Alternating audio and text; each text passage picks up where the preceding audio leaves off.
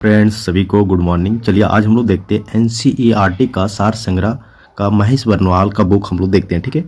क्योंकि आज के समय में अगर देखा जाए तो हर अब ऐसा पैटर्न लागू हो गया है जिसमें एनसीईआरटी बेस ही हर एग्जाम में क्वेश्चन प्रश्न बन रहे हैं, ठीक है।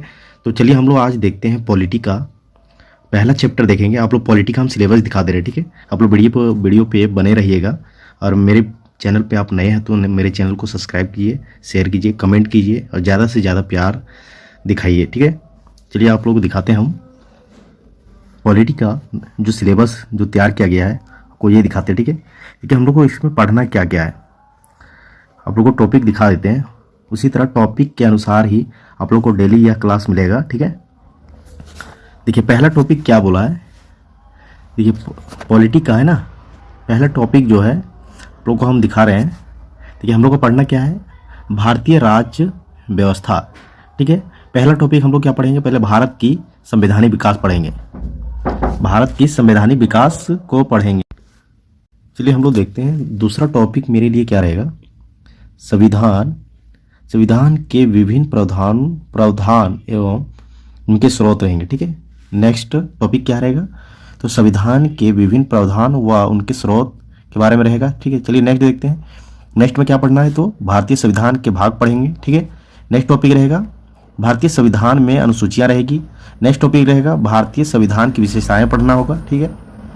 नेक्स्ट जो है क्या पढ़ना होगा, तो उद्देशिका पढ़ना होगा। और नेक्स्ट में पढ़ना है संघ व राज्य क्षेत्र। नेक्स्ट में पढ़ना है नागरिकता, मूल अधिकार। चलिए आगे देखते हैं, मूल अधिकार पढ़ेंगे, ठीक है। मूल अधिकार के बाद क्या पढ़ेंगे, तो राज्य के नीति निर्देशक तत्व, मूल कर्तव्य पढ़ेंगे, राष्ट्रपति, उपराष्ट्रपति, केंद्रीय मंत्रिपरिषद, महान न्यायवादी तथा नियंत्रक एवं महालेखा परीक्षक, संसद पढ़ेंगे, राज्यपाल पढ़ेंगे, राज्य विधानमंडल पढ़ेंगे, उच्च न्यायालय पढ़ेंगे, केंद्र राज्य संबंध पढ़ेंगे, आपात उपबंध पढ़ेंगे, वित्त आयोग पढ़ेंगे। चलिए नेक्स्ट देखते हैं, नेक्स्ट में क्या है, तो नीति आयोग पढ़ेंगे, निर्वाचन आयोग भी पढ़ेंगे। इसके बाद प्रमुख आयोग, राजभाषा, पंचायती राज एवं नगरपालिका, संविधान संशोधन एवं विविध, इतना सारा टॉपिक हम लोग पॉलिटी में कवर करेंगे, ठीक है। चलिए आगे देखते हैं, आज से हम लोग शुरू करते हैं पहला चैप्टर, ठीक है। पॉलिटी का पहला क्या है, तो भारतीय राज्य व्यवस्था यानी इंडियन पॉलिटी के बारे में हम लोग पढ़ेंगे, ठीक है। भारत का संवैधानिक विकास, भारत का संवैधानिक विकास जो है, भारत का संवैधानिक विकास के बारे में हम लोग पढ़ेंगे। पहला क्या है, रेगुलेटरी एक्ट जो है 1773 ईस्वी द्वारा सर्वोच्च न्यायालय की स्थापना कहाँ की गई थी, तो कोलकाता में किया गया था, 1774 ईस्वी में किया गया था। भारतीयों को भारत के प्रशासन में भाग लेने का अधिकार किस अधिनियम के द्वारा जो है पारित किया गया था, तो चार्टर एक्ट 1833 के द्वारा जो है इसे अधिनियम को पारित किया गया था। चलिए नेक्स्ट देखते हैं, भारतीय विधान परिषद को बजट पर बहस करने की शक्ति किस अधिनियम के द्वारा प्राप्त हुई है, तो भारत परिषद अधिनियम 1892 के तहत इस अधिनियम को जो है प्राप्ति हुई है। चलिए नेक्स्ट देखते हैं, नेक्स्ट क्या है, केंद्रीय विधानमंडल सर्वप्रथम किस अधिनियम के द्वारा द्विसदनीय बनाया गया था, तो 1919 के भारत शासन अधिनियम के द्वारा इसे बनाया गया था। नेक्स्ट देखते हैं, भारत के राष्ट्रपति को अध्यादेश निर्गत करने की शक्ति मूलतः किस अधिनियम से प्रेरित है, तो भारत शासन अधिनियम 1935 से, ठीक है। चलिए नेक्स्ट देखते हैं, नेक्स्ट में क्या है, तो भारत का संवैधानिक विकास को दो भागों में बांटा गया था। पहला क्या था, तो ईस्ट इंडिया कंपनी के अंतर्गत बांटा गया था। दूसरा क्या था, ब्रिटिश क्राउन के अंतर्गत बांटा गया था। और ईस्ट इंडिया कंपनी के अंतर्गत जो बांटा गया था उसमें क्या क्या हम लोग को पढ़ना होगा, रेगुलेटरी एक्ट 1773 ईस्वी में लाया गया था, पिट्स इंडिया एक्ट 1784 ईस्वी में लाया गया था, और चार्टर एक्ट जो है 1793 ईस्वी में लाया गया था। चार्टर एक्ट 1813 में, और चार्टर एक्ट 1833 चार्टर एक्ट लाया गया था 1853 में। ब्रिटिश क्राउन के अंतर्गत हम लोग क्या पढ़ेंगे, भारत शासन अधिनियम 1858। नेक्स्ट है कि भारत परिषद अधिनियम 1861, और नेक्स्ट है भारत परिषद अधिनियम 1892, और नेक्स्ट हम लोग पढ़ेंगे तो भारत परिषद अधिनियम 1909। नेक्स्ट पढ़ेंगे क्या कि भारत शासन अधिनियम 1919 और भारत शासन अधिनियम 1935 लाया गया था और भारत शासन अधिनियम भारतीय स्वतंत्रता अधिनियम 1947 लाया गया था। चलिए नेक्स्ट देखते हैं हम लोग। नेक्स्ट में क्या कहा गया है तो केंद्र में द्वैध शासन व्यवस्था किस अधिनियम के द्वारा लागू किया गया था? आप लोग आंसर कीजिएगा। तो यह किया गया था भारत शासन अधिनियम 1935 के द्वारा इसे लागू किया गया था। ये आपका इंपॉर्टेंट क्वेश्चन रहेगा, ठीक है, क्योंकि केंद्र में जब द्वैध शासन लाया गया था तो यह किस अधिनियम के तहत लाया गया था? 1935 के अधिनियम के तहत लाया गया था, ठीक है। चलिए नेक्स्ट देखते हैं हम लोग। नेक्स्ट में क्या कह रहा है कि ब्रिटिश भारत में किस अधिनियम में जो है संघीय शासन का प्रावधान किया गया था? तो भारत शासन अधिनियम 1935, ठीक है। चलिए नेक्स्ट देखते हैं हम लोग।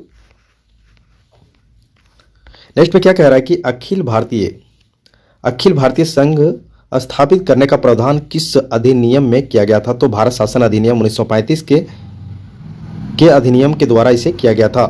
भारत के संविधान में केंद्र और राज्यों के मध्य किया गया शक्तियों का विभाजन भारत सरकार अधिनियम 1935 पर आधारित है।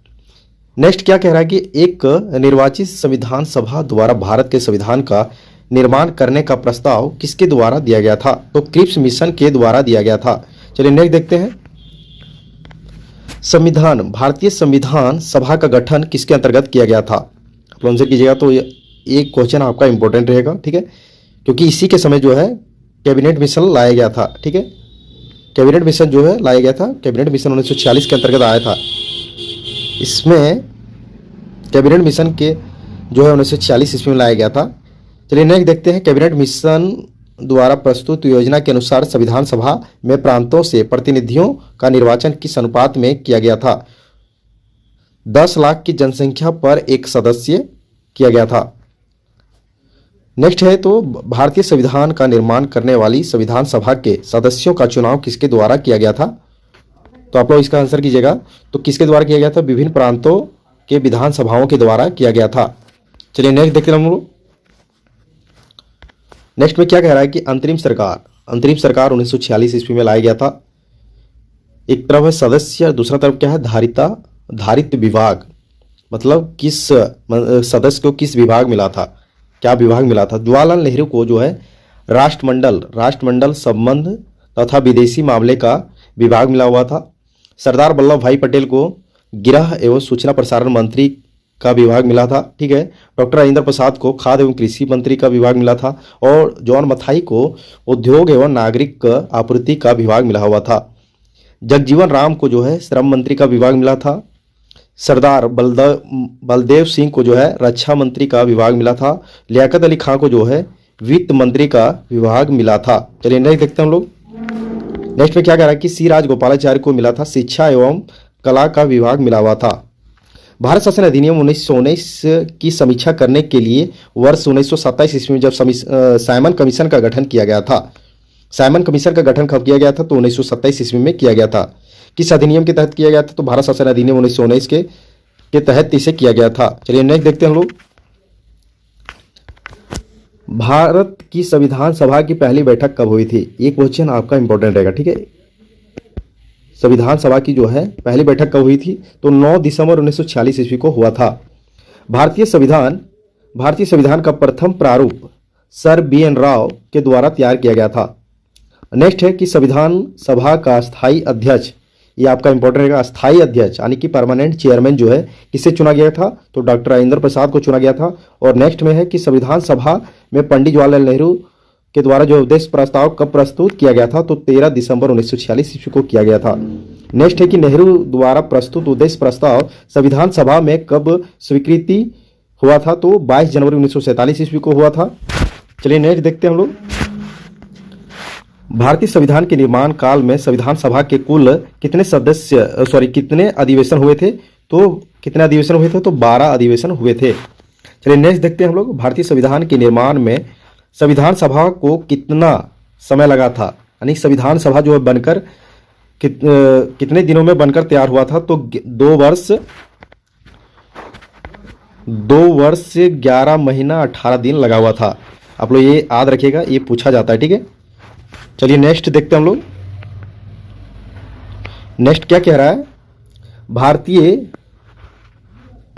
नेक्स्ट क्या कह रहा है, नेक्स्ट क्या कह रहा है कि भारतीय संविधान सभा के संवैधानिक सलाहकार कौन थे। ये क्वेश्चन आपका इंपॉर्टेंट रहेगा, ठीक है।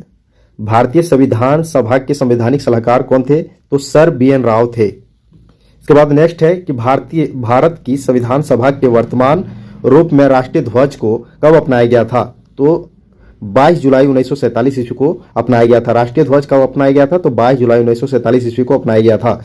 संविधान सभा की प्रथम बैठक की अध्यक्षता जब डॉक्टर सच्चिदानंद सिन्हा ने किया था। अरे सर, डॉक्टर सच्चिदानंद सिन्हा जो थे अस्थायी अध्यक्ष के रूप में जो है मतलब ये बने हुए थे। नेक्स्ट है कि भारत का संविधान कब स्वीकार किया गया था, तो 26 नवंबर 1949 ईस्वी को किया गया था। ये क्वेश्चन आपका इंपॉर्टेंट है, ठीक है। ये पूछा जाता है कि अगर पूछेगा कि भारत का संविधान कब स्वीकार किया गया था, तो 26 नवंबर 1949 ईस्वी को किया गया था।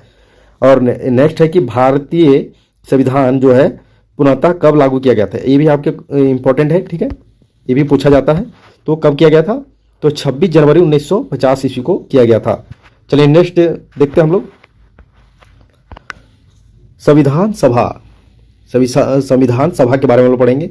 9 दिसंबर 1946 ईस्वी को जब संविधान सभा की प्रथम बैठक हुई थी, तो जिसमें से डॉक्टर सच्चिदानंद सिन्हा को अस्थायी अध्यक्ष तथा 11 दिसंबर 1946 ईस्वी को डॉक्टर राजेंद्र प्रसाद की अस्थायी अध्यक्ष चुना गया।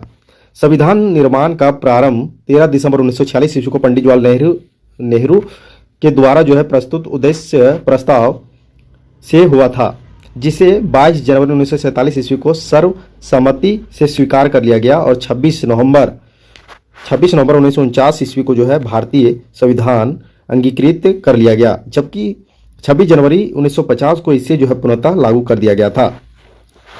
चलिए नेक्स्ट देखते हैं हम लोग।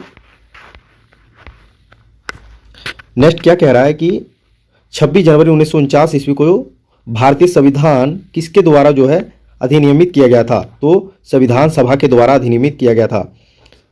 जन गण मन को भारत के राष्ट्रगान के रूप में कब अपनाया गया था, आपका ये भी क्वेश्चन इंपॉर्टेंट है, ठीक है। 24 जनवरी 1950 ईस्वी को जो है जन गण मन राष्ट्रगान के रूप में इसे अपनाया गया था। चलिए नेक्स्ट देखते हैं। भारत सरकार द्वारा जो अशोक स्तंभ को राष्ट्रीय चिन्ह के रूप में कब अंगीकृत किया गया था, तो 26 जनवरी 1950 ईस्वी को किया गया था। 26 जनवरी 1950 ईस्वी को किया गया था।